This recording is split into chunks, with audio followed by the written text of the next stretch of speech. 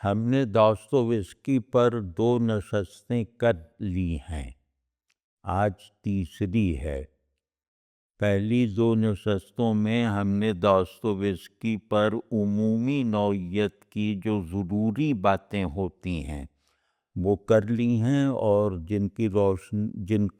جنہیں دیکھ کر یہ سمجھا جا سکتا ہے کہ وہ ایک بہت باکمال اور بہت بڑا ناولسٹ کن بنیادوں پر تھا۔ تو آج ہم جیسے اس کا مطالعہ کر رہے ہیں ایک ناول کی روشنی میں، اور کرائم اینڈ پنشمنٹ داستویسکی کا سب سے پڑھا جانے والا ناول بتایا جاتا ہے۔ تو اس کو ہم کھولنے کی کوشش کریں گے، کرائم اینڈ پنشمنٹ کو، لیکن جیسے نفسیاتی اور تاریخی تناظر میں زیادہ دیکھیں گے، اور بڑے ناول کو کھولنے کے لیے جو دیگر ٹولز استعمال ہوتے ہیں آج وہ ہم کوشش کریں گے کہ وہاں تک نہ پہنچے، ہم اس کی جو عمومی بڑائیاں ہیں وہ بیان کریں۔ کرائم اینڈ پنشمنٹ کا بس اگر پس منظر دیکھنا ہو نا، اس کو منظر کی طرح دیکھنا ہو، تو یوں سمجھیں کہ یہ اندھیرے کا تجزیہ ہے۔ یہ ایک اندھیرے گنبد میں سیر کرواتا ہے اور اندھیروں کی قسمیں تجربہ کروا دیتا ہے کہ اندھیرا بھی ایک طرح کا نہیں ہوتا۔ تو اس پورے ناول میں صورتحال یہ بنتی ہے کہ باہر کا اندھیرا اداسی کا اندھیرا ہے، یعنی دنیا اداسی کی لپیٹ میں ہے، اور روس کی اس زمانے کی تاریخ اگر پیش نظر ہو تو یہ جیسے غیر حقیقت پسندانہ بات نہیں ہے۔ وہ آمیریت میں ملوکیت کے دباؤ سے وہ دنیا جو ہے وہ جیسے لگتا تھا کہ اس میں اندھیروں کے جھکڑ چل رہے ہیں، اور روسی قوم اس وقت نا امیدی اور مایوسی کی لپیٹ میں تھی۔ تو داستویسکی اس کو اس طرح پینٹ کر رہا ہے کہ ایک ہی تصویر کے 2 حصے ہیں۔ پہلا حصہ باہر دکھا رہا ہے کہ آدمی کے باہر کیا ہے، تو وہ ایک اندھیرا سا ہے اداسی کا اندھیرا ہونے سے مراد یہ کہ دنیا بھی اپنے کم ترین استعمال کی وجہ سے، دنیا کے ساتھ تعلق کی جابرانہ سطحوں کی وجہ سے یہ بھی جیسے سکڑ رہی ہے، یہ اپنی روشنی کو گویا ظاہر نہیں کر پا رہی، کیونکہ دنیا میں چھپی ہوئی روشنیاں، یہ میں علامتی اور تشبیہی انداز میں کہہ رہا ہوں کہ ایک گلوب ہے، اس میں روشنی چھپی ہوئی ہے، تو وہ روشنی اس آنکھ کی منتظر ہے یا اس آدمی کے انتظار میں ہے جو اسے آن کر دے۔ روس جو تھا وہ جیسا بن چکا تھا، وہاں دنیا اندھیرے کا گولہ تو بن گئی تھی، لیکن اس کی روشنیوں کا، اس میں چھپی ہوئی روشنیوں کا اظہار وہ جیسے دب گیا تھا، بلکہ غائب ہوتا چلا جا رہا تھا۔ اس کو میں کہہ رہا ہوں کہ یہ اندھیرا تھا، اور اس بات کو بھی اچھا ہے، ہم لوگوں کے لیے یہ کارآمد بات ہے، خاص طور پہ نوجوانوں کے لیے۔ دنیا جو ہے وہ ایک بالکل انسان اسے جس نظر سے دیکھے گا، دنیا ویسی ہو کر اپنے آپ کو دکھائے گی۔ اگر دنیا کو میں اخلاقی اور روحانی اور میٹافزیکل پرسپیکٹو سے دیکھوں گا، یعنی وجود کیا ہے کہ جو ہماری تہذیب میں جو تعریف ہے، اس تعریف کی روشنی دنیا پر بھی ڈالوں گا، دنیا کو بھی اس ڈیفینیشن کے دائرے میں لانے کی کوشش کروں گا یا اس کو اس دائرے میں دیکھوں گا، وہ دائرے میں پہلے سے موجود ہے۔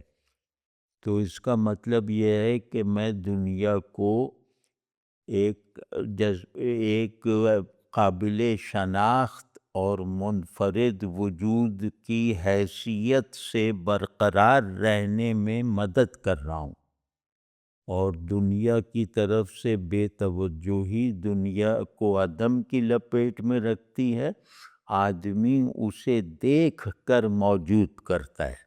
یہ جیسے ہمارا کلاسیکی تصور ہے۔ کلاسیکی کیا مطلب؟ یہ ایک جیسے بات ہے۔ اب اس میں یہ ہے کہ بعض جگہوں پہ دنیا وہی ہے جو مثال طور پہ ریاست کی شکل میں ہے۔ آپ سمجھیں کہ ہماری دنیا ہماری ریاست ہے، اور اس ریاست میں تعمیر ہونے والی سوسائٹی ہے، بیوروکریسی ہے اور عوام ہیں، ٹھیک ہے نا؟ تو اب اس میں وہ اس پہ آدمی کی نظر نہیں پڑی۔ کس آدمی کی نظر نہیں پڑی؟ یعنی ہم ایک ریاست کو دیکھ رہے ہیں، ایک ریاست ہی ہمارا آفاق ہے، ہماری دنیا ہے۔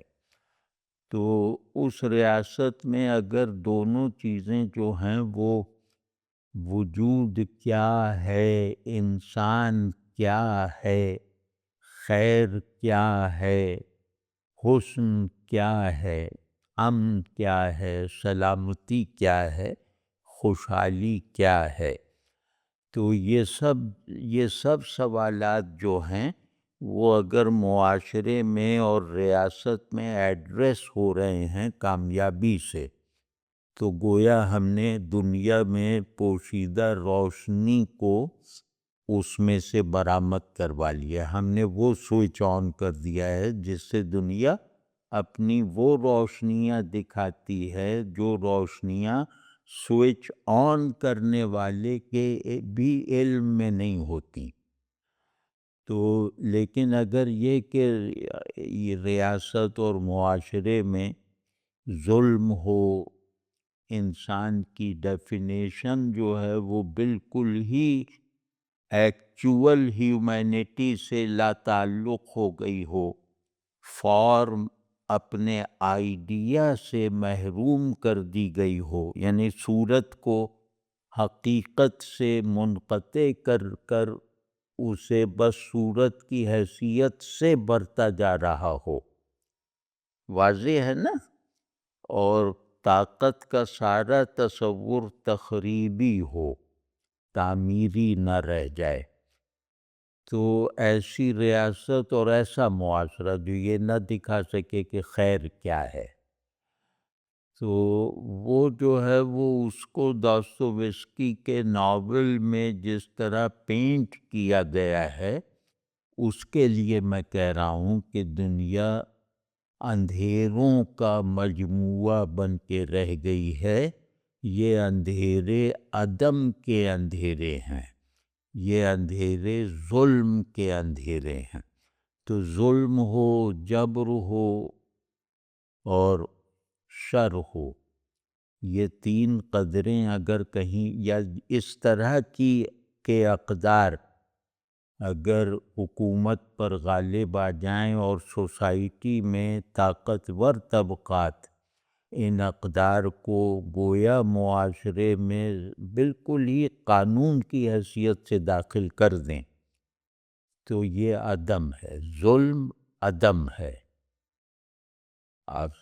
ظلم عدم ہے، شر عدم ہے، کیونکہ اگر مجھے معلوم ہے کہ وجود کیا ہے، میرے پاس اس کا جواب اگر ہے کہ ہماری تہذیب کے پاس، ظاہر ہے اکیلے آدمی کے پاس نہیں، کہ وہ تہذیب یہ دکھا رہی ہے کہ وجود کیا ہے، انسان کیا ہے، خیر کیا ہے، یہ بنیادی ضرورتیں ہیں نا، تو وہ سوسائٹی جو ہے جو یہ نہ دکھا سکے تو وہ معدوم ہے، وہ نتھنگنس کی دھند میں لپٹی ہوئی سوسائٹی ہے اور ریاست ہے۔ تو اس زمانے کا، جس زمانے میں دوستویسکی تھا، اس زمانے کا روس بالکل ایسا ہی تھا کہ عوام نان اینٹیٹی تھے، اور صرف بادشاہ جیسے وجود پر اپنی ڈراؤنی طاقت سے قابض تھا، یعنی عدم نے وجود کی صورت اختیار کر کے وجود کی تمام ڈیفینیشنز کو گویا معطل کر رکھا تھا، منسوخ کر رکھا تھا، چھپا رکھا تھا۔ اور دوستویسکی نے خود، مطلب اس سے بھی سزائے موت ہوئی تھی، یہ سائبیریا میں قید رہا ہے۔ تو خیر، اب باہر کی دنیا اداسی کا ماحول، ہر چیز پھٹری ہوئی ہے، ہر چیز جو ہے وہ اپنے آپ سے نامطمئن ہے۔ اب یہ بڑا کمال ہے، یہ تخلیقی ذہن ہی کہہ سکتا ہے، یا اگر آپ تخلیقی نظر سے دیکھیں اور وجود کیا ہے کی ڈیفینیشن میں دنیا اور انسان دونوں کو شریک رکھیں، تو ہم یہ کہیں گے کہ سب چیزیں اپنے آپ سے متنفر ہیں، سب چیزیں اپنے موجود ہونے کو ڈھانپنا چاہتی ہیں، وہ وجود پہ شرماتی ہیں اور عدم کو اپنی پناہ بنا رہی ہیں کہ نتھنگنیس پہ ظلم نہیں ہو سکتا، کوئی چیز افیکٹو نہیں ہو سکتا، وغیرہ وغیرہ۔ تو اس ماحول میں جہاں عدم کی کالی چادر سب چیزوں نے پر لپیٹ دی گئی ہے، اس میں چھپا دیا گیا ہے، اس میں یہ بتا رہے ہیں کہ انسان اور انسان کی داخلی اور باطنی دنیا کا منظر بھی اسی کے تقابل میں ہوگا نا، یعنی باہر کی دنیا کا ہر منظر میرے اندر موجود مناظر سے ہم آہنگ ہے یا تصادم میں ہے، بس میرا تاریخی وجود اسی میں سفر کرے گا، اسی میں بگڑے اور بنے گا۔ تو آدمی اپنے باطن کے ماحول کے بارے میں حساس اس لیے بھی ہوتا ہے کہ وہ ماحول دنیا پر بھی چھاتا ہے۔ تو یہ جو ماحول پیدا ہوا ہے اداسی کا باہر کی دنیا میں، یہ اندر کی دنیا میں یاس کے ماحول سے پیدا ہوا ہے، یعنی آدمی کا باطن یاس میں ہے، مایوسی میں ہے، کیونکہ وہ جانتا ہے کہ میں کیا ہوں اور مجھے وہ نہیں ہونے دیا جا رہا۔ اب اس کو غور سے سمجھے گا، اس میں ایک بڑی تھیوری نکلے گی کہ دنیا اور اس کے آبجیکٹس یہ نہیں جانتے کہ دنیا نہیں جانتی کہ میں کیا ہوں، آدمی جانتا ہے کہ میں کیا ہوں، میں کون ہوں، میں کس لیے ہوں۔ تو دنیا ایک واقعاتی وجود کی رو میں ہے، وہ وجود کی شعوری رو نہیں ہے۔ دنیا شعور کے بغیر موجود اور میں شعور کے ساتھ موجود۔ تو میرا المیہ یہ ہے کہ میں اپنے آپ اپنی جس ڈیفینیشن پر ہوں، مانتا ہوں، اس ڈیفینیشن کے مطابق اپنی زندگی نہیں گزار سکتا۔ یہ المیہ ہے ایک جبر والے ماحول میں، اور دنیا یہ ہے کہ کیونکہ آدمی خود اپنے آپ سے مایوس ہے، تو اس کی وہ نگاہ امید، اس کی وہ نگاہ تحقیق مجھ پر پڑ ہی نہیں رہی۔ تو اب اگر ہم دنیا کو دماغ اور احساس دے کر فرض کر کے ہم دنیا سے پوچھیں کہ تمہاری حالت کیا ہے، تو وہ دنیا جو انسان کے انتظار میں ہے اپنے موجود ہونے کی تصدیق کے لیے، وہ یہ کہے گی کہ میں اداس ہوں۔ اداسی کس چیز سے پیدا ہوتی ہے کہ جس چیز کی مجھے ضرورت ہے، اصل ضرورت ہے، وہ مجھے حاصل نہیں ہو رہی، تو اس بنیادی ترین ضرورت کے پورے نہ ہونے کا ایک جو کیفیاتی مظہر ہوتا ہے وہ اداسی ہوتی ہے کہ دیکھو آدمی مجھے دیکھ ہی نہیں رہا. تو اس کو بالکل ایسے ہی یاد رکھیں کہ یہ اداسی اور مایوسی کا سنتھیسس ہے. اب اس میں آگے تفصیل آتی ہے کہ انسان اپنے باطن میں یاس کا شکار ہے. اس کا سبب یہ ہے کہ اسے محض زندہ رہنے کا موقع ہے، اسے موجود ہونے کی رخصت نہیں ہے. تو یہ جیسے ایک اس یاس میں ہے، اس کو جیسے اینگوش ایگزسٹینشیل ایگونی کہتے ہیں. بعد کے فلسفے میں یہ آیا، اور یہ جو فلسفے میں جو تھیوری بنی ہے یہ داستویوسکی اس کا بانی ہے. یعنی فلسفے میں اس تھیوری کو ایجاد کرنے والے فلسفیوں کا بھی اعتراف ہے کہ ہم نے انسان کو کے تجزیے میں ایک نامعلوم زون کا دروازہ کھلا ہوا دیکھا جو داستویوسکی کھول کر گیا تھا نفسیات میں خاص طور پر اور ایگزسٹینشیلزم میں. تو اس میں اداسی کا بیسک سبب کیا ہے؟ یہ تو ایک جنرل سبب ہے نا کہ میں بائیولوجی کی سطح پر متحرک ہوں، لیکن میں اسپرٹ اور مائنڈ اور ہارٹ کی سطح پر جہاں میرا موجود ہونا ایکسپیرینس ہوتا ہے وہ سطحیں مجھ سے چھین لی گئی ہیں. یعنی میرے پاؤں میں ایسی بیڑیاں ڈال دی ہیں جن کی گرفت کا احساس صرف جسمانی ہے، جو مجھے صرف جسم بنائے رکھتی ہیں. تو مجھے اس طرح کی چیز میسر نہیں ہے کہ میں اپنے ہی گھر کی دوسری اور تیسری منزل تک جا سکوں.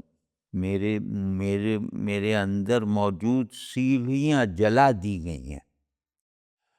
تو اب آپ ذرا غور کیجئے کہ اسے معلوم ہے کہ میرے گھر کی دوسری تیسری چوتھی منزل پہ جو چیز بھی رکھی ہے اس کی پوری انوینٹری اس کے پاس ہے، اور وہ گھر بھی اس کی ملکیت ہے، وہ سامان بھی اس کا اپنا ہے.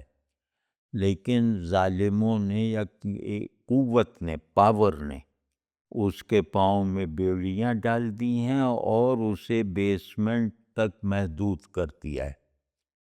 واضح ہے نا؟ یہ اگر ہم اپنے اوپر طاری کر کے دیکھیں تو پہلا حال غصے کا ہوگا، دوسرا احتجاج کا ہوگا، تکلیف کا ہوگا، رنج کا ہوگا.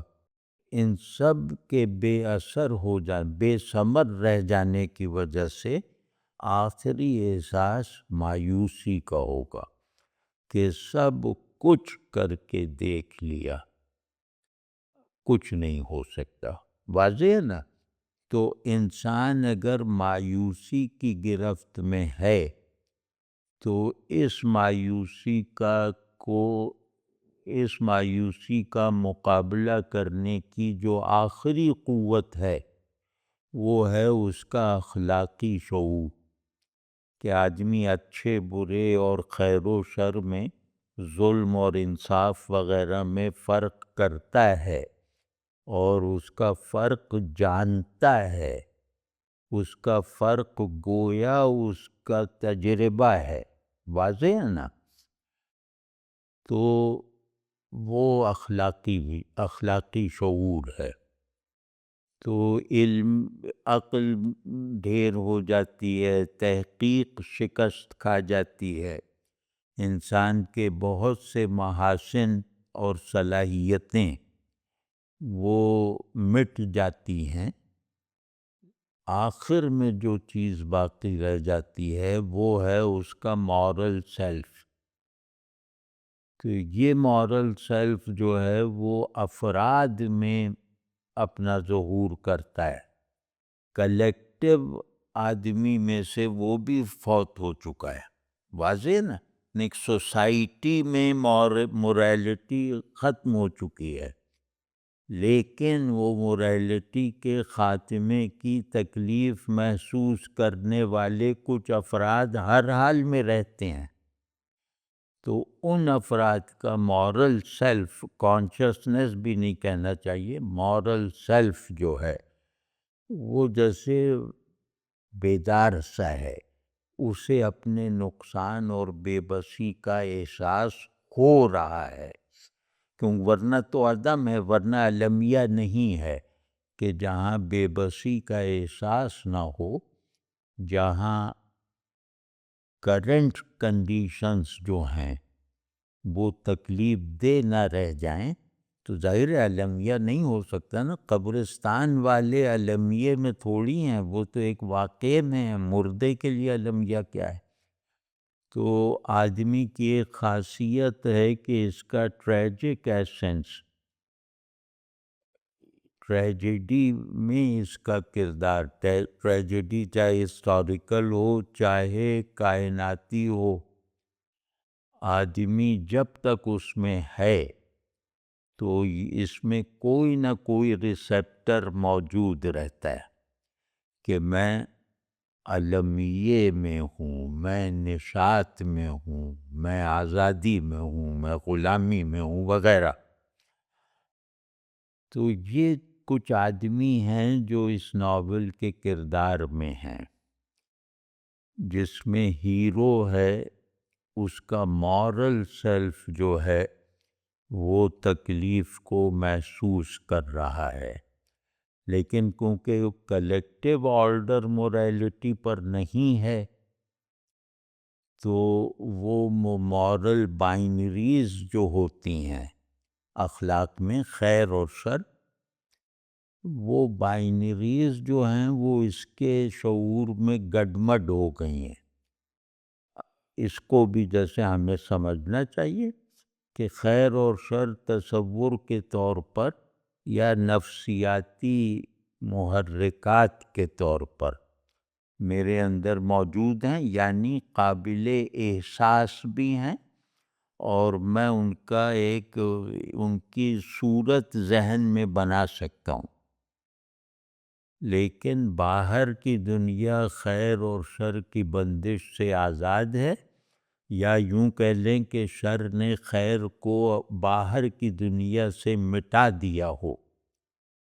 تو شر کے قبضے میں آئی ہوئی دنیا میں رہنے والا خیر شناس اور خیر طلب آدمی وہ اخلاق کی بائنریز کی معرفت نہیں حاصل کر پاتا کہ شر یہ ہے خیر یہ ہے. وہ جب تک اس کے باہر ان کا تصادم نہ ہو رہا ہو نا، خیر و شر کا، تو اس کے اندر بھی اس کا تصادم رک جاتا ہے. اور پھر وہ تصادم رکنے کی نوبت یہ ہوتی ہے کہ خیر شر کا التباس اس کے اندر پیدا کر لیتا ہے، اور کبھی اسے یہ غلط فہمی ہو جاتی ہے کہ شر جو ہے وہ خیر ہے. یعنی جس چیز سے اسے تسکین ملنے لگے اس کے نفس اور اس کے رہے سہے دماغ کو، تو وہ ان چیزوں کو کمال اور خیر وغیرہ سے منسوخ کر لیتا ہے. ان کا بائنری پرسپیکٹیو کی روشنی میں جو تجزیہ ضروری ہے، اس تجزیے کے بغیر، یعنی یہ خیر اور شر کا نام جانتا ہے، اور وہ نام یہ کس کو دینا چاہیے، اس میں وہ ابہام کا شکار ہے. واضح ہے نا. یہ اس کا ہیرو ہے اس ناول کا، راسکلنیکوف. اور یہ جدید دنیا، یا یوں کہہ لیں کہ ہاں ایک پہلو سے جدید دنیا، یعنی ہماری دنیا میں انسان کے خلا کی پیدائش کے عمل کا آغاز ہوتا ہوا دکھا رہا ہے کہ اگر مورل سیلف کنفیوژن کا شکار ہو جائے تو گویا انسان نے اپنے آئیڈیا آف مین کا انکار کر دیا، یا انسان کو اس کے بیسک آئیڈیا آف مین سے اس طرح محروم کر دیا گیا ہے کہ اب اسے اس محرومی کا احساس بھی نہیں رہا، جیسے آج کے آدمیوں میں اس کے مظاہر دیکھے جا سکتے ہیں۔ تو راسکلنیکوف کو بس یاد رکھیں کہ راسکلنیکوف اس پورے ناول کا گارہ ہے، یعنی کہ ساری اس عمارت کی ساری اینٹیں جس گارے سے جڑی ہوئی ہیں وہ گارہ اس کا ہیرو ہے، وہ راسکلنیکوف۔ اس کی سمری کہ یہ ناول جیسے واقعات کیا کیا ہیں، جو سمری مجھے یاد نہیں ہے تو میں نے یہ سمری نکالی ہے، تو پلاٹ سمری کہ پارٹ 1 میں راسکلنیکوف جو بہت جیسے غربت میں بھی ہے، تنہائی میں بھی ہے، بے بسی میں بھی ہے، وہ ایک پان بروکر جو ہے نا، جو چیزیں گروی رکھ کے کاروبار کرتے ہیں، اس کا قتل کر دیتا ہے۔ یعنی یہ شروع ہی یہاں سے ہو رہا ہے یہ ناول کہ راسکلنیکوف نے وہ جو گروی وہ جو کیا ہوتا ہے قسطوں کا کاروبار، یا جو پان بروکر یہ یہاں بھی معروف ہے، اس خاتون کو اس نے قتل کر دیا، اور قتل کرنا اس کی نظر میں ایک غیر اخلاقی فعل نہیں تھا، مطلب یہ کوئی قاتل نہیں تھا، یہ کوئی ایول سول کی طرح نہیں تھا، یہ اپنے اخلاقی وجود سے وفادار رہنا چاہتا تھا راسکلنیکوف۔ تو اس نے اس تاجر خاتون کو محض اس لیے قتل کر دیا کہ ایک بڑے خیر کے لیے ایسے بے مصرف لوگوں کو مٹا دینا چاہیے، مار دینا چاہیے۔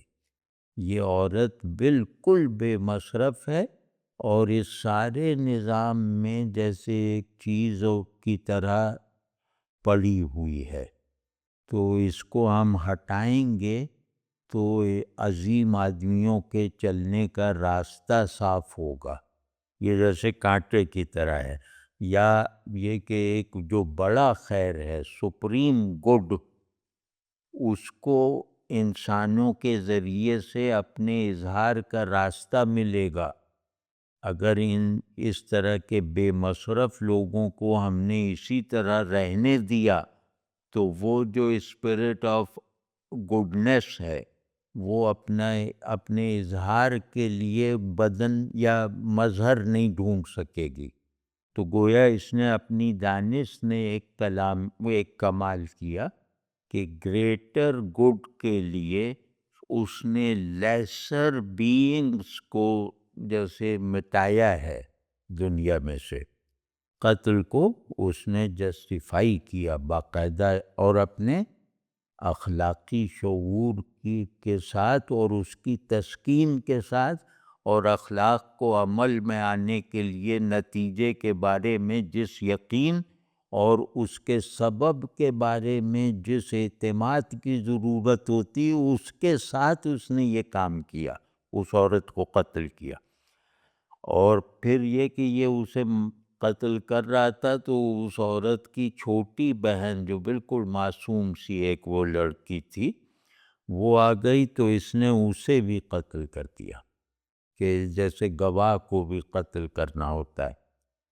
تو وہاں سے اس نے بہت ساری چیزیں جو قیمتی چیزیں دکان میں رکھی ہوئی تھیں یہ اس نے بھر لیں اپنے پاس، یعنی چرا لیں، اور لیکن انہیں بیچا نہیں، ان قیمتی چیزوں کو چرا کے لے گیا، چرا کی مطلب وہاں سے اٹھا کے لے گیا، اور وہ غائب دماغی میں لے گیا، کیونکہ یہ کاشس مورل سیلف نہیں تھا، تو یہ وہ والا فیصلہ نہیں کر پایا اس وقت کہ بھئی چیزیں چوری کرنا بری بات ہے، تو اس نے بس اٹھا لیں چوروں کی طرح، جیسے دیگر چور کر سکتے تھے، لیکن اسے اٹھانے کے بعد اس کی موریلٹی بیدار ہوئی اس پہلو سے کہ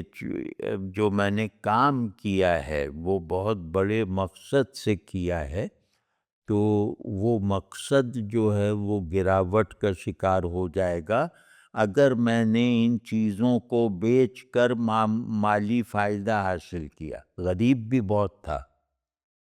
اب آپ اخلاقی وجود کی کشاکش اور اخلاقی وجود جب ایک کیاس میں بدلتا ہے نا، تو اس کا یہ کتنا بڑا اظہار ہے کہ قتل اخلاقی تقاضا ہے، اور وہاں سے چیزیں اٹھا کے لے جانا یہ اخلاقی تقاضا نہیں، یا یہ محسوس نہیں ہو رہا کہ یہ اخلاقی ہے یا غیر اخلاقی ہے، یہ عمل پورا۔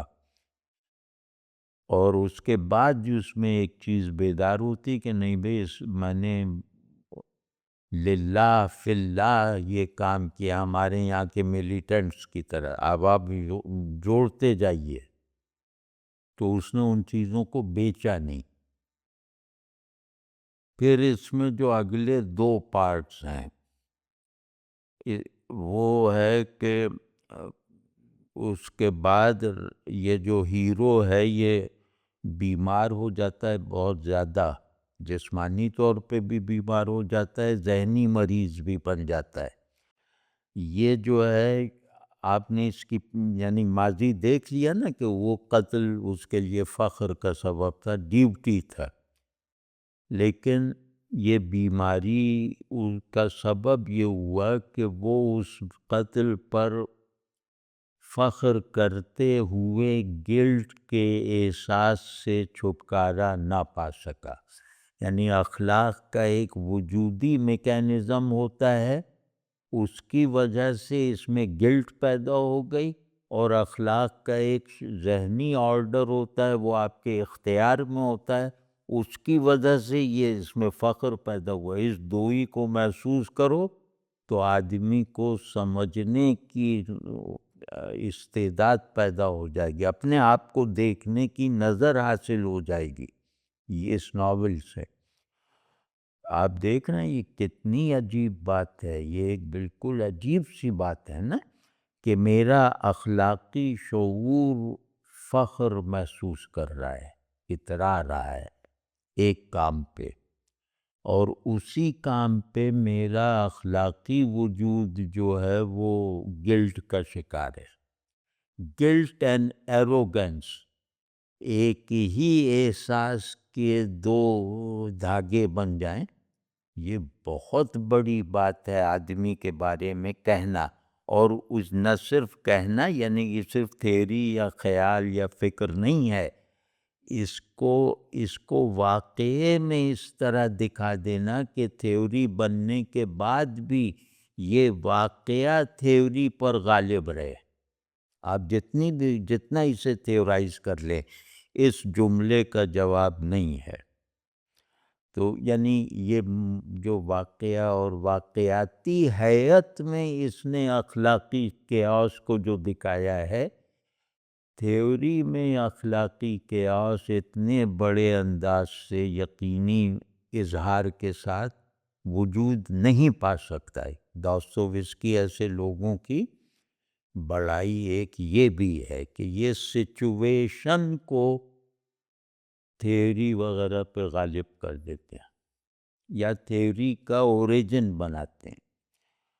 تو اب اس میں جو ہے وہ ہو گیا کہ اب یہ بیمار ہے، یعنی بیماری کی نوعیت یہ بتا رہے ہیں، تو ہی آئسولیٹس ہمسیلف، اور پھر یہ جب زیادہ بڑھتا گیا یعنی فخر بھی بڑھ رہا ہے، گلٹ بھی بڑھ رہی ہے، تو اس نے اپنے آپ کو بالکل گوشہ نشین کر لیا، چھپا لیا، بالکل آئسولیشن میں چلا گیا۔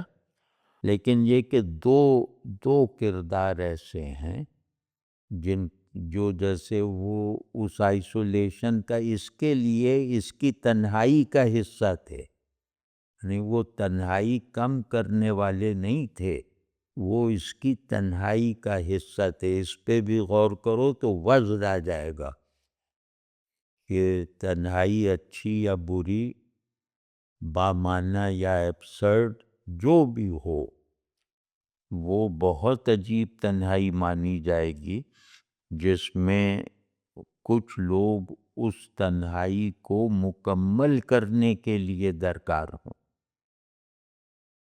ہے کہ نہیں؟ تو یہ محسوس کریں ان چیزوں کو۔ تو وہ ہے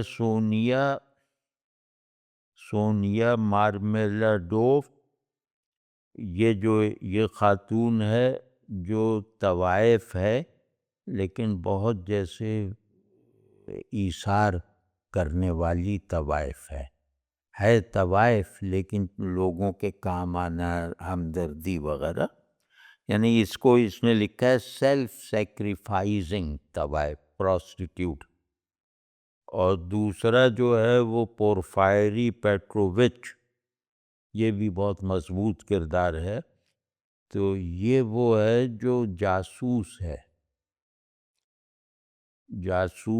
اور یہ قتل کی تحقیق کرتا ہے، اس کی ذمہ داری یہ کہ مرڈرز کو انویسٹیگیٹ کرتا ہے۔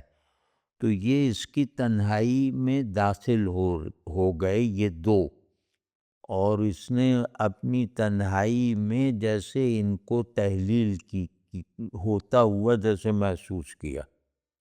یہ یاد رہے، ایک طوائف ہے جو بہت ہمدرد ہے، اور ایک یہ آدمی ہے جو بہت دوست اور بہت وہ ہے، لیکن یہ کہ وہ ایک چالاک جاسوس ہے اور وہ اصل میں قتل کی تفتیش کر رہا ہے، اسی کا وہ ماہر ہے۔ یہ نہیں، ابھی نہیں کہہ سکتے کہ قتل کی تفتیش کر رہا ہے وہ پان بروکر کے، یعنی اب یہ سمجھیں کہ وہ قتل کی تفتیش کرنے والا جاسوس ہے اور بہت ذہین اور چالاک ہے۔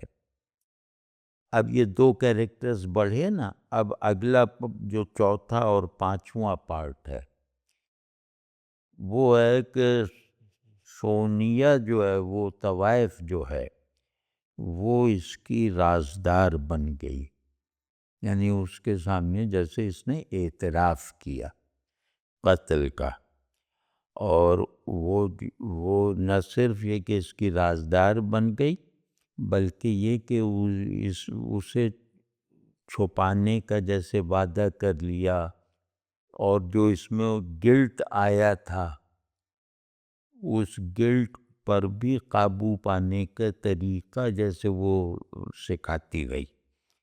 تو وہ جو ہے، اور پھر یہ وہ سکھانے کی کوشش کرتی، لیکن پروسٹیٹیوٹ تھی، اس بات کو بہت واضح رکھیں کہ ایک طوائف جو بہت ہمدرد ہے، بہت سوشل ورکر ہے، تو خیر وہ رازدار بن گئی، لیکن وہی اس کے لیے اخلاقی معیار بن گئی راسکولنیکوف کے، اور اس کے دیکھنے سے، مطلب اس کو دیکھنے سے اس کے اندر یہ ایک تصور پیدا ہوا کہ میں تو اخلاق جانتا ہی نہیں، اخلاق اپنی پیورٹی کے ساتھ وہ ہے جو اس عورت میں ہے۔ اب اس نے اس عورت کو اخلاقی نمونہ بنا کر اپنے آپ کو اخلاق پر سمجھنے کا جو ایک فخر تھا وہ اسے ٹوٹتا ہوا محسوس ہوا۔ واضح ہے نہیں بات؟ اب آپ دیکھیں کہ اس کا اخلاقی ماڈل کون بنا ہے، یہ ذہن میں رہے کہ وہ ایک طوائف ہے، اس نے اسے جیسے توڑ کے رکھ دیا، بجائے اس کے کہ اس کو کچھ نکلنے میں مدد ملتی، یہ بالکل جیسے ٹکڑوں میں بٹ کے جیسے زندگی کے دن پورے کرنے لگا، یعنی تب ٹکڑوں میں بٹ گیا۔ اور جو پورفائری ہے وہ ہاں اب پتہ چلتا ہے کہ وہ قتل کی تحقیق ہی کے لیے آیا تھا، تو وہ جو ہے وہ اس کو ہر معاملے میں سوال کی زد پہ رکھتا ہے. وہ جو ہے وہ اس کا دل بہلاتی تھی اور اس کے دماغ کو سکون دینا چاہتی تھی. طوائف گلڈ سے نکالنا چاہتی تھی، لیکن پورفائری تو جاسوس تھا تو وہ اس سے سخت سوالات کرتا تھا اور چالاک تھا، تو اس پہ نفسیاتی پریشرز بھی ڈالتا تھا جیسے آج کل ڈالے جاتے ہیں. تو اور وہ کسی اور ثبوت کی تلاش میں اسے نکلنا چاہیے تھا نا، اس نے ثبوت وغیرہ کو فراموش کر دیا. اس نے جیسے طے کر لیا کہ یہی قاتل ہے اور اس سے اعتراف کروانا ہے، ٹھیک ہے نا، کہ اسی سے پوچھ گچھ کرتا رہا اور اس امید کے ساتھ کہ یہ ایک اعتراف قتل کر لے گا. اور چالاکی ذہن میں رکھیے، ایک چالاک جاسوس. تو راسکلنیکوف نے جو ہے وہ پہلے تو کنفیس کیا سونیا سے، مطلب اس سے اعتراف کر لیا، اور پھر جیسے اندر پھر زبان جیسے بند کر لی.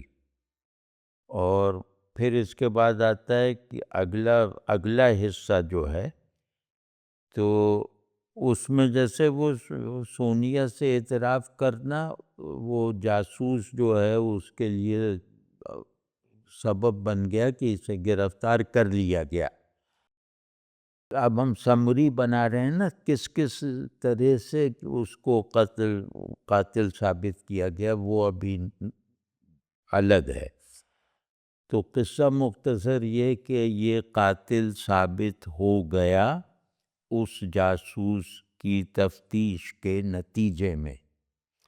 تو اس کو جو ہے وہ وہاں سائبیریا میں ایک کسٹڈی میں یعنی عدالتی یا جیل کی کسٹڈی میں رکھا گیا، اور وہ سونیا جو طوائف تھی وہ اس کے ساتھ وہاں گئی قید خانے میں. وہ بھی جیسے اس کے انجام میں شامل ہونے کے لیے گئی. اب آپ سوچیں جہاں قتل کی سزا سردی میں بغیر ہیٹر اور کمبل کے پھینک دیا جانا ہوتا تھا، قاتل کی موت یقینی ہوا کرتی تھی، وہاں ایک طوائف جو ہے وہ اس کے انجام میں اپنے کو بھی جیسے اس نے شامل کر دے، جو اس کا ہوگا وہی میرا ہوگا. اس کو اس نے کہا ہے کہ وہ بہت ہمدرد خاتون عورت تھی.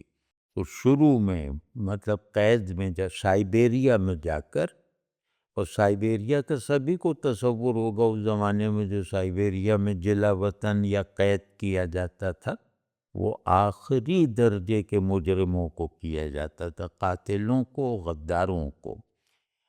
تو یہ شروع میں یہ بالکل شرمندہ نہیں تھا جیل پہنچ کر بھی، یہ کشمکش میں تھا، لیکن قاتل ہونے کی سزا پا کر، قاتل ہونے کا اعتراف کر کے بھی اس کے اندر ریپینٹنس نہیں تھی، یہ شرمندہ نہیں تھا سزا پانے کے بعد بھی. تو اس کے بعد جو ہے اب وہ جاسوس تو نکل گیا نا، وہ سزا ہو گئی، اب وہ اپنا کام کر کے نکل گیا. اب اس قید میں اس عورت سونیا، اس طوائف کی محبت اور اس کی ہمدردی اور اس کے ایثار کی وجہ سے یہ جو ہے یہ اندر سے بدلنا شروع ہو گیا.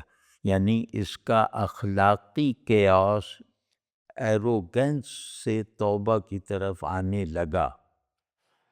تو وہ جو ہے وہ کیونکہ وہاں تکلیفیں بہت تھیں، ظاہر تکلیفوں کا گھر تھا، ان تکلیفوں میں سکون پہنچانے والی صرف ایک ہستی تھی، وہ تھی سونیا.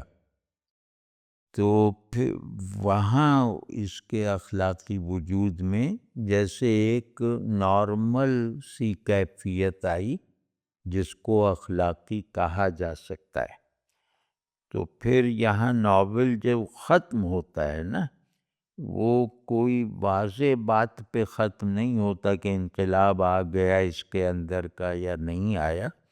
یہ جیسے میں انگریزی جملے ہی پڑھتا ہوں: the novel ends with the possibility of his moral and spiritual regeneration, کہ ایک بس اشارہ سب دے کر یہ ناول ختم کر دیا گیا کہ یہ اخلاقی بہتری اور شخصیت کے درست رخ پر نمو پانے کی طرف چل پڑا ہے، اور ممکن ہے کہ یہ ان تضادات اور اس طرح کی کیاس سے نکل آئے. اس میں جو ناول کو کسی بھی ناول کو جب پڑھیں تو پہلے یہ کہ وہ پورا ناول آپ کے ذہن میں واقعاتی فلو کے ساتھ سمرائز ہونا چاہیے. ناول کی سمری ضرور ذہن میں رکھنی چاہیے. تو وہ سمری جو ہے وہ جیسے ناول کا خلاصہ کر دیتی، وہ بڑے واقعات اور بڑے ٹرننگ پوائنٹس وغیرہ آ جاتے ہیں اس میں، اگر اچھی بنائی ہوئی سمری ہو. اس کے بعد دیکھنا چاہیے ناول کا پلاٹ، دیکھنا چاہیے وہی جو ہم کہہ رہے ہیں واقعات کا فلو، اور پھر اس کے بعد دیکھنا چاہیے کہ اس کے بنیادی مضامین کیا ہیں، یعنی اس کے بڑے بڑے بنیادی تھیمز کیا ہیں، جن تھیمز کے دائرے میں واقعات کریٹ کیے گئے ہیں. ٹھیک ہے نا؟ تو وہ تھیمز، اس کے بعد تھیمز دیکھیں. تو اب وہ تھیمز جو ہیں وہ اس کے انہوں نے بہت مہارت سے مختصر کر کے 4-5 بتائے ہیں. تھیمز کہتے ہیں کہ کئی طرح کے مختلف واقعات میں وحدت پیدا کرنے والا معنی، تصور. تو انہوں نے پورے ناول کو 4 تھیمز میں بانٹا ہے. وہ کہ گلٹ اینڈ کانشنس، احساس جرم، اور ضمیر، وہ ضمیر جو احساس جرم دلاتا ہے اور جو آپ کے اختیار میں نہیں ہے. اس میں داستویسکی نے دکھایا ہے کہ قتل کی سزا یعنی جرم کی سزا راسکلنیکوف کے لیے زیادہ تکلیف دہ نہیں تھی. وہ سزا اسے نہیں شرمندہ کر سکی، اس میں جو پیدا ہوئی ہے ضمیر کی بیداری، وہ اس کے ضمیر کی بیداری سے اسے احساس جرم ہوا، سزا سے وہ احساس جرم تک نہیں پہنچا. تو یہ گویا دکھایا ہے کہ گلٹ اور ضمیر، احساس جرم اور ضمیر، تو عقل سے گلٹ کا ازالہ نہیں ہو سکتا، کیونکہ عقل ہمیشہ دفاعی اور تعویلی کردار ادا کرتی ہے صاحب عقل کے لیے. تو اور اس کے جو لیکن اسے اگر کوئی مخلص دوست مل جاتا ہے جس کے بارے میں اسے یہ یقین ہوتا ہے کہ یہ اپنے آپ کا ایثار کر رہا ہے، یعنی یہ اپنی چیزوں کا نہیں کر رہا، اپنے وقت کا ہی نہیں کر رہا، یہ جیسے اپنے آپ کا ایثار کر رہا ہے میرے لیے، یہ اپنے ہونے کو نثار کر رہا ہے میرے رہ جانے کے لیے، یا یہ میرے ہونے کو پورا شیئر کر رہا ہے میرے تصورات سے مجھے نکالنے کے لیے. واضح ہے نا؟ تو یہ کردار اس طوائف نے ادا کیا. اب اس میں داستویسکی ایک مذہبی ذہن رکھتا تھا، لیکن مضطرب مذہبی ذہن. تو داستویسکی اس میں گویا اگر آپ مذہبی نفسیات والے آدمی ہیں تو آپ کو اس سے ایک چیز جیسے آپ جذب کر لیں گے، سمجھنے سے گزر کے اسے جذب کر سکتے ہیں کہ یہ جو ہے یہ سزا سے شرمندگی نہیں پیدا ہوتی، بلکہ تکلیفوں سے، باطن کو کچوکے لگانے والی تکلیفیں جو نہایت عیش و عشرت کے ماحول میں بھی پیدا ہو سکتی ہیں، تو باطن کا تکلیف میں رہنا یہ اور ان تکلیفوں کو جھیل جانا، ان تکلیفوں سے اپنے آپ کو جیسے اپنے آپ کو زیرو نہ کرنا، ان تکلیفوں سے اپنی زیرو نیس کو مزید کوانٹیفائی کرنا، یہ جو کرنا جانتا ہے وہ اپنے گناہ بخشوا سکتا ہے، اپنے جرم پر سزا پاتے ہوئے وہ اپنے گناہ بخشے جانے کا ایکسپیرینس کر کے وہ قید کاٹتا ہے۔ واضح ہے نا؟ یہ داستویسکی پر جو سب سے زیادہ ماہر لوگ ہیں نا، ان کا یہ خلاصہ ہے۔ تو دوسرا ہے کہ وہ دو چیزیں ہیں نا، مطلب ایک یہ کہ جس میں فائدہ ہو وہ اختیار کر لو، اور جس بات میں فائدہ نہ ہو اسے ترک کر دو، چھوڑ دو۔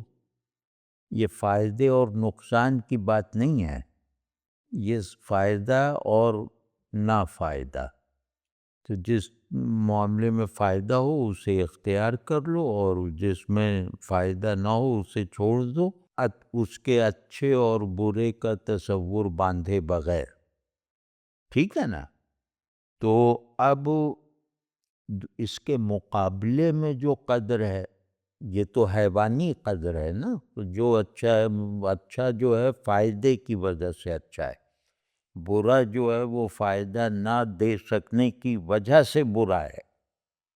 تو اب اس کے مقابل میں ہے، اسے کہتے ہیں مورل ایبسلیوٹزم، یہ اصطلاح ہے، اور یہ اسی طرح یاد رہنی چاہیے کہ اخلاقی قطعیت، اخلاق ریلیٹیو نہیں ہیں، ایبسلیوٹ ہیں، خیر اور شر کے ایبسلیوٹ بائنریز میں۔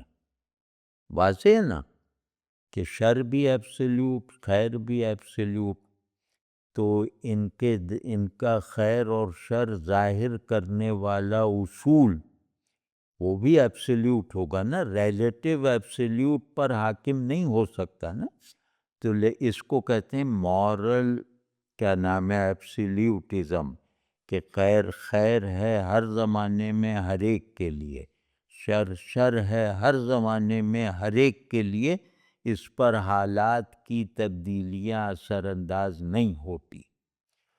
تو یہ مورل ایبسلیوٹزم ہے، اس میں اس نے ان دونوں کا وہ کیا ہے ٹکراؤ، یہ ہوا کہاں سے پیدا، اس نے تضاد کہاں سے نکالا ہے، یہ مفکر نہیں کر سکتا، اس نے تضاد کو ڈسپلے کر کے دکھایا ہے کہ راسکلنیکوف کے اخلاقی بحران کا سبب کیا تھا، کہ وہ یہ اصول نہیں جانتا تھا، وہ یہ اصول جو ہے وہ نوٹس نہیں کر سکا کہ کسی بڑے خیر کے لیے کسی کو قتل کرنا غلط ہے۔ تو وہ جب اسے یہ احساس ہوا کہ میں اس وقت پوری طرح مطمئن تھا کہ میں ایک بڑے خیر کے لیے ایک بالکل نان اینٹیٹی کو قتل کر رہا ہوں، تو وہ احساس غیر اخلاقی تھا، جس کو میں نے اخلاقی تقاضا سمجھا تھا۔ آئسولیشن اینڈ ہیومن کنیکشن یہ تھیم ہے۔ اب آپ لوگ اس سے یہ سیکھیے جو نوجوان ہیں نا، کہ آئیڈیا بنانے کا بنیادی ڈیٹا کیا ہوتا ہے۔ تو اب یہ تنہائی کو سمجھنا ہے، تو اب آپ دیکھیں تنہائی اور معاشرت، تو اس کو جتنا آپ گہرائی میں جا کے سمجھنے لگیں گے اتنا آپ اپنی تنہائی یعنی اپنی انفرادیت کو بھی ترقی کے راستے پہ رکھیں گے، اور اپنے کلیکٹیو بینگ کو بھی خیر کی اساس پہ رکھیں گے۔ ٹھیک ہے نا. تو وہ راسکولنیکوف's alienation contrast with the human warmth offered by Sonia and others. کہ وہ تو بالکل مطمئن تھا نا اپنی تنہائی، مکمل تنہائی پر. مطلب اس سے تو جیسے اس کی نظر میں دوسرا شر تھا، عدم تھا. وہ خود ایک مکمل ماڈل تھا نا اپنی نظر میں. تو جو اس کی ایلینیشن ہے، مطلب اس کی وہ اس کا ترک دنیا، ترک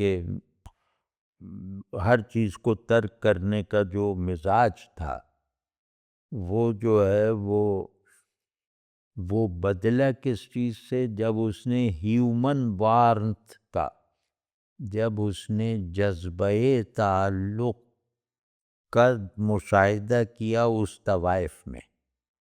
اب اس میں بہت بڑا پیغام ہے کہ طوائف ایبسلیوٹلی شر ہے.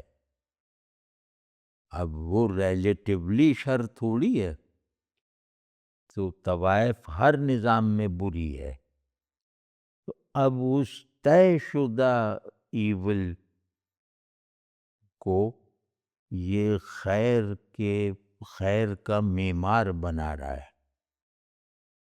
کہ اس نے اسے انسانی وارمتھ سے آشنا کیا. اب وہ چاہے جسم کے حوالے سے کسی بھی طرح، تو اس سے پتہ چلا کہ دوسرا ضروری ہے، اور دوسرا جو ہے وہ میرے اندر، اگر دوسرے سے میں محروم رہوں گا تو میری آدمیت میں جو خلل آئے گا وہ اس سے کم نہیں ہوگا جو اخلاقی عدم سے آتا ہے، جو اخلاق کے فقدان سے آتا ہے.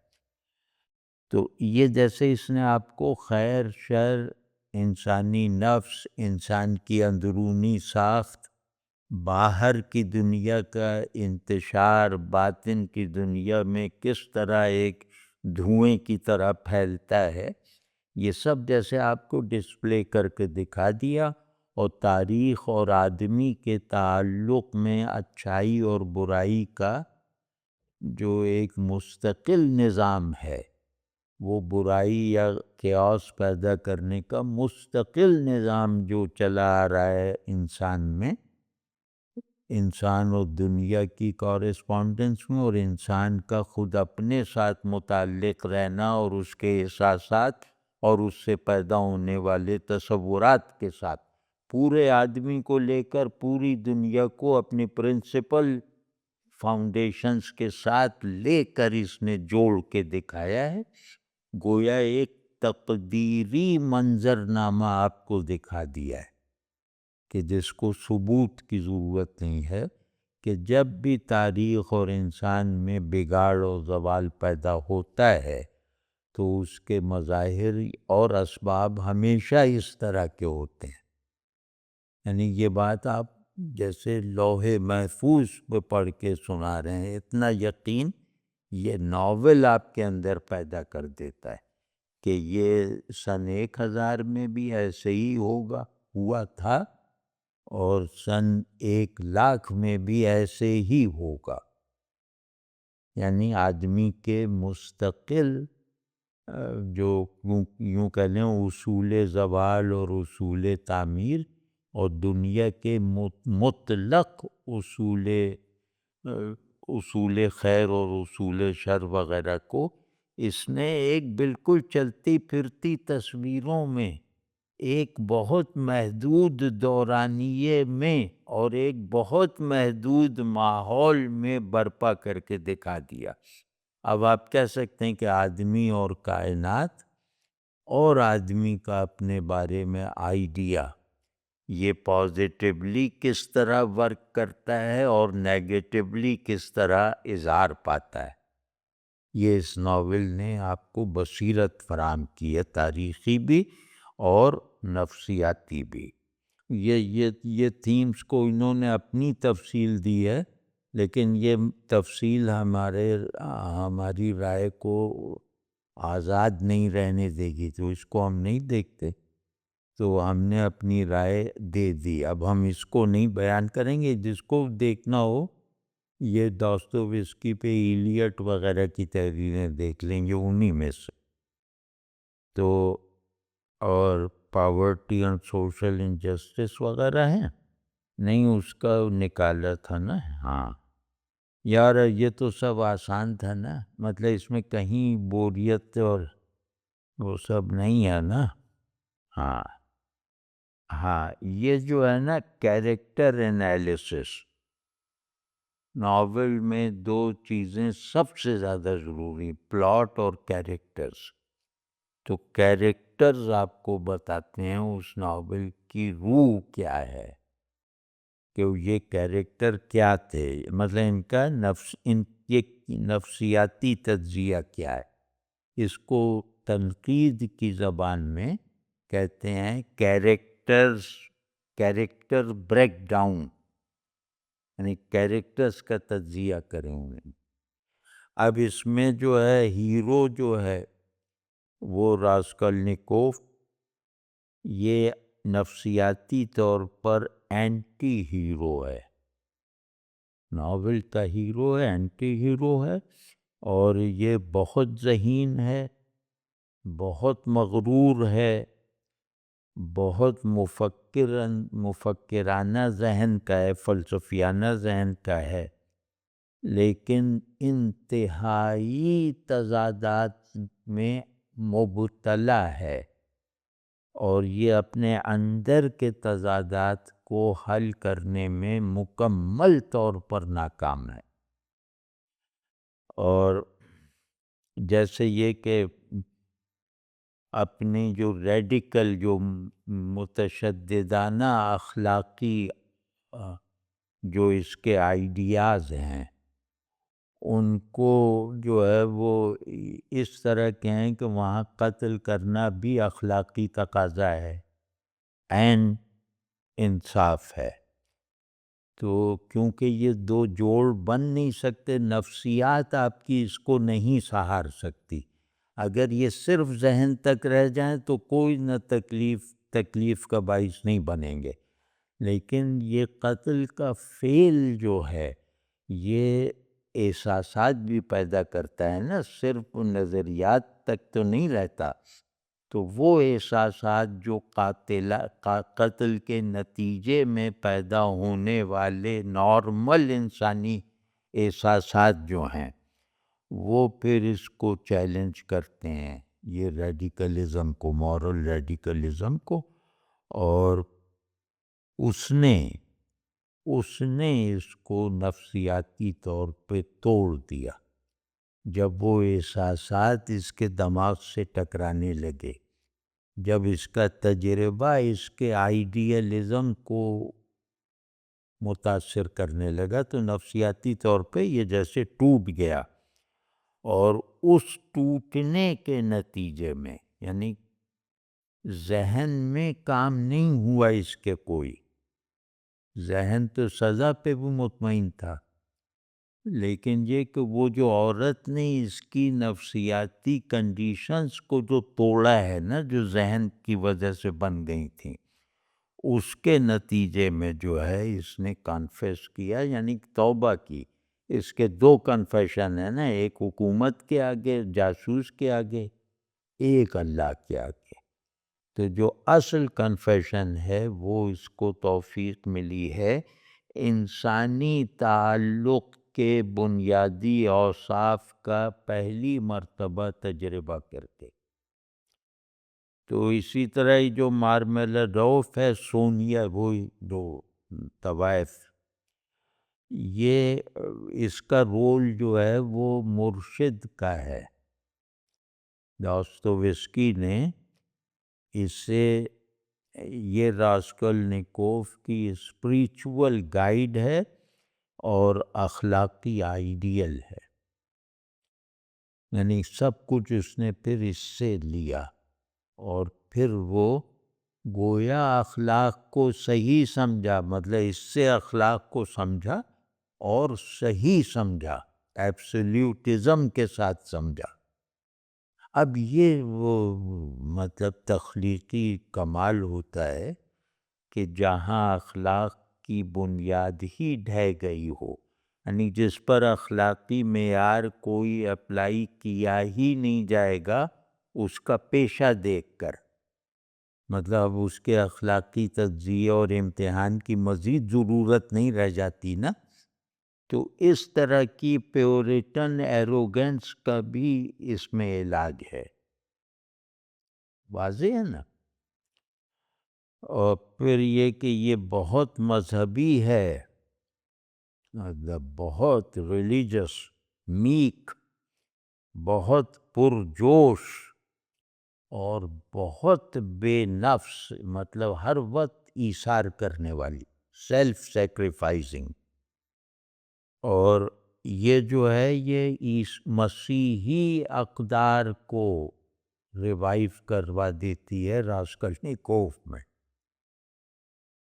مطلب ناول آپ کو یہ دکھا رہا ہے، اور اس کا جو فیتھ ہے مسیحیت پر، اور اس نے جو تکلیفیں اٹھائی ہیں راسکلنیکوف کا ساتھ نبھا کر، تو اس نے جو ہے وہ راسکلنیکوف کے اخلاقی حس کو درست طرح سے بیدار کیا، اور یہ راسکلنیکوف کے لیے جیسے وہ بالکل اوتاری شخصیت ہے نا، مسیحیت کی اوتار، اور اس نے مسیحیت کا خلاصہ کر کے دکھا دیا کہ نجات محبت کے ذریعے سے ہے۔ تو یہ طوائف جو ہے وہ محبت کا پرنسپل بن کے اخلاقی سیلف کے لیے اس کی حقیقت اور اس کی غایت دونوں کو فراہم کر دینے والی ہستی بن کر آئی راسکلنیکوف کے لیے۔ اور وہ ڈیٹیکٹیو جو تھا وہ کیا پورفائری پیٹرووچ، یہ ڈیٹیکٹیو ہے، مرڈرز کا انویسٹیگیٹر ہے، بہت چالاک اور کانیا ہے، بہت گفتگو میں غالب رکھنے والا، مطلب تحکم سے بات کرنے والا، مینیپولیٹو ہے، اور بہت جیسے جابرانہ مزاج، اور وہ دوسروں کو تکلیف میں الجھن میں دیکھ کے خوش ہونے والا۔ تو یہ اس کو علامت کیا بنایا؟ اب آپ دیکھیں کہ یہ ہوتا ہے بڑا تخلیقی دماغ۔ اب اتنا کافی کہ بھئی اس نے اگلوا لیا، اتنا چالاک تھا کہ جس جرم پہ وہ فخر، جسے جرم ہی نہیں سمجھ رہا تھا، وہ اگلوا لیا، لیکن اس کو علامت کیا بنایا ہے؟ واہ! کہ ایمبڈیز، پہلے یہ فقرہ بھی شاید ٹی ایس ایلیٹ کا، کہ ایمبڈیز جسٹ، ایمبڈیز یعنی مجسم کرتا ہے، ایمبڈیز a just but merciful system of law، کہ یہ کیونکہ مانوس ہو گیا ہوگا یا کیا، تو اس نے بہرحال قانون کا تقاضا پورا کیا، لیکن اس میں آدمیت والی رحم دلی بھی جیسے شامل رکھی۔ ہاں، وہ جو میں کہہ رہا تھا واہ جس پہ کر رہا تھا نا، وہ فنکشن پر ہے، علامت جو اس نے بنایا ہے وہ ہے کہ اس نے تو راسکلنیکوف کو کوئی بھی کریکشن نہیں کی اندر۔